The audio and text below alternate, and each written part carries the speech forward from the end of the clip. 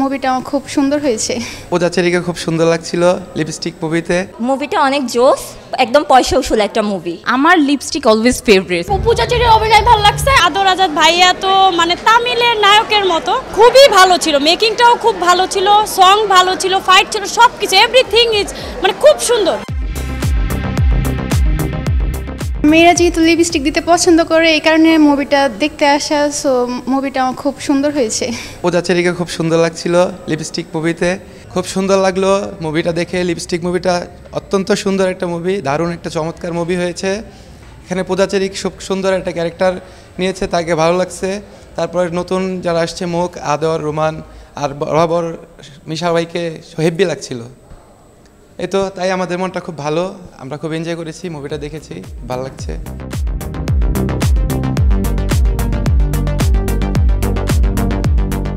মুভিটা অনেক জোস, একদম পয়সা উসুল একটা মুভি, খুব ভালো মুভি, আপনারা সবাই দেখতে পারেন। এখানে অনেকটা রিয়েল লাইফের জিনিস নিয়ে দেখানো হয়েছে। আমি গুলশান থেকে এসেছি, আমি লিপস্টিক দেখেছি। হ্যাঁ, আমার খুবই ভালো লেগেছে মুভিটা, এন্টারটেইনড একটা মুভি ছিল।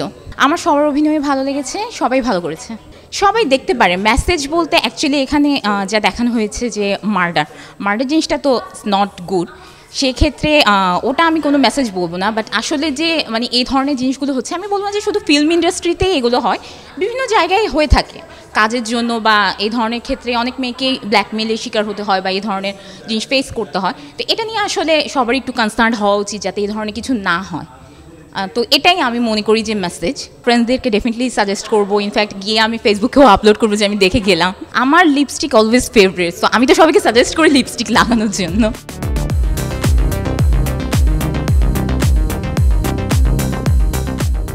এমনই হওয়া উচিত।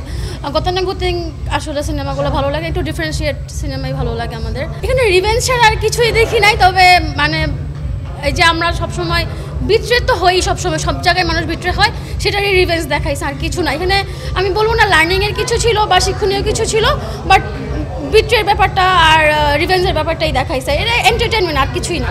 পূজাচেরির অভিনয় ভালো লাগছে। আর আমি বলবো না নায়ক বা নায়কদের খুব বেশি অভিনয় আমার ভালো লাগে নাই, কিন্তু পূজাচেরির অভিনয় খুবই ভালো লাগছে।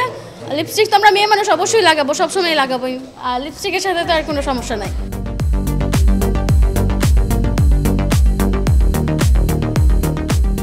লিপস্টিক ছবিটা আসলে ঈদ মানেই হচ্ছে আনন্দ, আর ঈদ মানেই হচ্ছে মুভি টুভি দেখা। তো লিপস্টিক ছবিটার কাহিনীটা ছিল অসাধারণ একটা কাহিনী।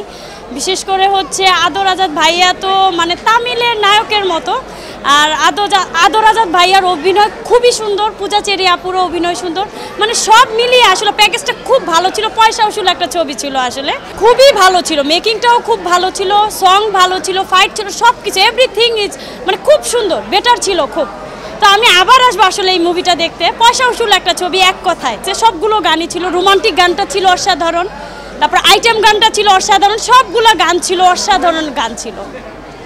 তো আমি সবাইকে বলবো এই ছবিটা দেখে আসলে কেউ নিরাশ হবে না, খুব এনজয় করবে, এবং পয়সা উসুল একটা মুভি ছিল এটা। আসলে দুইজনের অভিনয় ভালো ছিল ভাইয়া, আসলে যার যার জায়গা থেকে সে বেটার করেছে।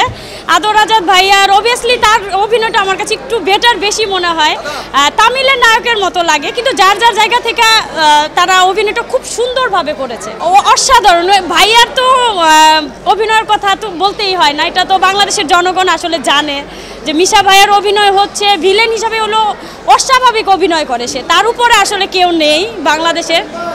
তো এটাই বলবো, সবাই এই মুভিটা দেখবেন। লিপস্টিক মুভিটা আসলে খুব সুন্দর একটা মুভি, গান, ফাইট, এভরিথিং সব কিছু মিলিয়ে হচ্ছে খুব সুন্দর একটা মুভি ছিল এটা।